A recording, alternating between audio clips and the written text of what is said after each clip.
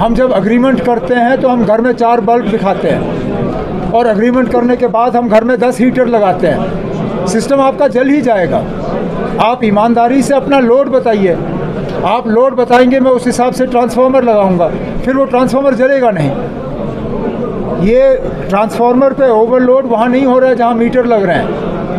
ये system failure ज़्यादातर वहाँ हो रहा है जहाँ पे हम अग्रीमेंट करते हैं और अग्रीमेंट में हम सही दिखाते नहीं हैं। Sir, there is a proper shutdown of 7 to 8 hours. There are 2 things. One is regular load shedding. That is a compulsion because we are not able to supply as much electricity as people need because we don't get the revenue for the electricity that we supply. We run at a loss. Other is the repairs that have to be done. अब अगर transformer जल जाता है वो 1 घंटे में ठीक होता नहीं। Sir, what are the figures of demand and the supply? What are the figures for the demand and the supply? I don't have them right here with me.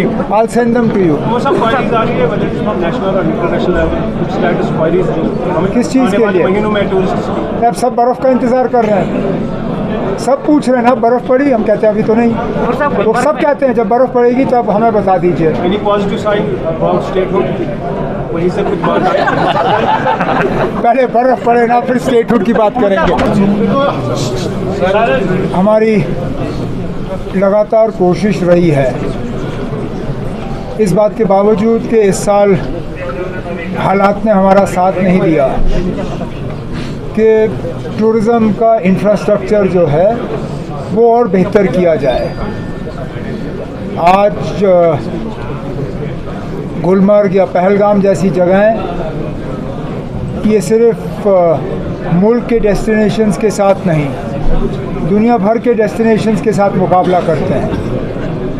ये वो वक्त नहीं है जब हिंदुस्तान का टूरिस्ट जो है वो सिर्फ मुल्क के अंदर रहता था। अब हिंदुस्तान का टूरिस्ट जो है वो दुनिया भर जो है घूमने के लिए जाता है।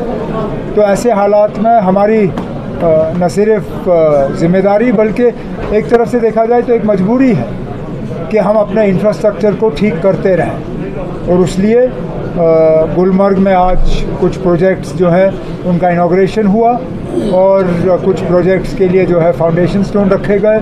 ये सिलसिला चलता रहेगा गुलमर्ग में, पहलगाम, सोनमर्ग, तमाम जगहों पे, इस उम्मीद के साथ कि हालात ठीक रहेंगे और टूरिस्ट जो हैं वो दोबारा कश्मीर आना पसंद करेंगे। उमर साहब, चूँकि ये सारी एक्टिविटीज़ एडवेंचर रिलेटेड है, जो भी एडवेंचर रिलेटेड हमारे डेस्टिनेशन, वहाँ भी ऐसे टूरिस्ट डेस्टिनेशन हैं जो बंद भी हुई।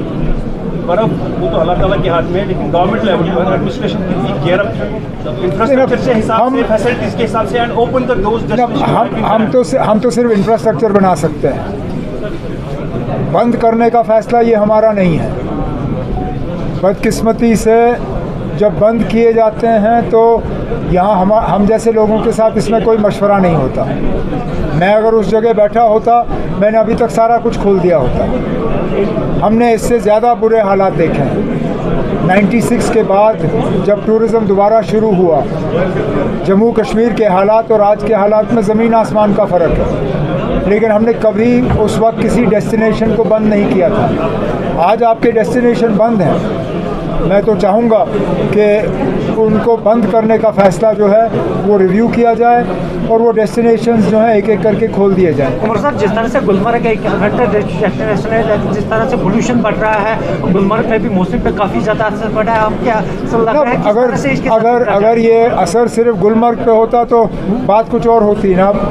मौसम सब जगह बदल रहा है और पूरे जम्मू कश्मीर में आज एक सूखा पड़ा हुआ है। लगभग 90% बारिश की कमी हुई है पिछले 1.5 महीने में और अभी भी 20-22 दिसंबर से पहले कोई बारिश और बर्फ़ की गुंजाइश नज़र नहीं आ रही। हमें कुछ अपने तरीके बदलने होंगे, इसमें हुकूमत को भी एक अपना रोल अदा करना होगा, लेकिन आम जो जम्मू कश्मीर के बाशिंदे हैं हमें भी अपने तरीके बदलने होंगे। पानी का सही इस्तेमाल, पानी को बचाने के तरीके, rain water harvesting, check dam जो पहले बनते थे जो आज बनते नहीं हैं, पोल्यूशन को कंट्रोल करना, इन सब चीज़ों पे जहाँ हुकूमत की ज़िम्मेदारी बनती है हमें अपनी ज़िम्मेदारी निभानी होगी। उसके साथ साथ जो जम्मू कश्मीर के बाशिंदे हैं उन्हें भी अपनी ज़िम्मेदारी निभानी होगी। कमर साहब, अगर हम टूरिस्ट के हवाले से बात करें, जो भी टूरिस्ट गुलमर्ग आता है उनको जो फैसिलिटीज़ यहाँ पे होटल में मिलनी चाहिए वो फैसिलिटीज़ उनको नहीं मिल रही। मिसाल के तौर पर लीज के रिलेटेड अगर उनको कोई काम करना होता है, होटल में बैठना होता है, वो चीज़ें यहाँ पे नहीं। आप बताइए ना कौन सी फैसिलिटी उनको नहीं मिल रही है? सर, अगर कोई भी टूरिस्ट यहाँ पे होटल में बैठता है, हाँ, कि अगर होटल पे काम करना हो तो उनका कहना है कि हमें 5 साल से लीज नहीं मिल रहा है, जिस वजह से हम अपने अच्छा, होटल वालों का वो दूसरी बात है ना, उस पर एक पॉलिसी बनाई जा रही है। सर जैसे कि हम देख रहे हैं जो आपकी गवर्नमेंट है it's doing it's best to promote tourism, but are you getting an equal support from central government? Because हमने देखा आफ्टर 2019 बहुत Look, the tourism ministry, government of India has been very helpful, and they continue to be. There is a problem with the closure of destinations that needs to be reviewed. Now, whether that has to be reviewed at the level of Raj Bhavan Lok Bhavan, whether it has to be reviewed here or it has to be reviewed at the level of Government of India, I'm not getting into. But somebody needs to take a decision and review it. How long are you going to keep these destinations closed? एक तरफ से तो आप दुनिया को कहते हो ना कि जम्मू कश्मीर को हमने नॉर्मलाइज किया है, दूसरी तरफ से आधा गुलमर्ग बंद है, आधा पहलगाम बंद है, दौद पथरी बंद है, कितने और सारे डेस्टिनेशंस आपके बंद हैं।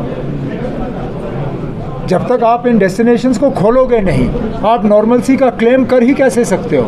ये तो फिर आपकी फेलियर है। फिर तो नेगेटिव मैसेज जा रहा है। तो जा ही रही है, कंफ्यूजन जा रहा है ना। Omar sir, I have just 2 questions interlinked. One is, what are you government and you as a chief minister doing to upgrade the infrastructure of power department is concerned? Because of late, since September, we have been reading the press releases saying that prepared for the winter preparations are there. We are dealing with the winter challenges. We are upgrading system. But then in the mid of the winters in December, the power department comes up with a tweet that they are upgrading the feeders, the maintenance work. Why that kind of maintenance work is not done in September? No, you October? can't. Why in December? You can't do maintenance for December in September. And sometimes this maintenance is not scheduled. It happens because of overloading of the system.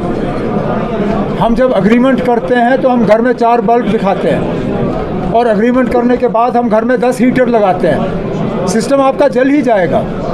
आप ईमानदारी से अपना load बताइए। आप load बताएंगे, मैं उस हिसाब से ट्रांसफार्मर लगाऊंगा, फिर वो ट्रांसफार्मर जलेगा नहीं। ये ट्रांसफार्मर पे ओवरलोड वहाँ नहीं हो रहा है जहाँ मीटर लग रहे हैं। ये सिस्टम फेलियर ज़्यादातर वहाँ हो रहा है जहाँ पे हम अग्रीमेंट करते हैं और अग्रीमेंट में हम सही दिखाते नहीं हैं। Sir, there is a proper shutdown of 7 to 8 hours. There are 2 things. One is regular load shedding. That is a compulsion because we are not able to supply as much electricity as people need because we don't get the revenue for the electricity that we supply. We run at a loss. Other is the repairs that have to be done. अब अगर transformer जल जाता है वो 1 घंटे में ठीक होता नहीं। Sir, what are the figures of demand and the supply?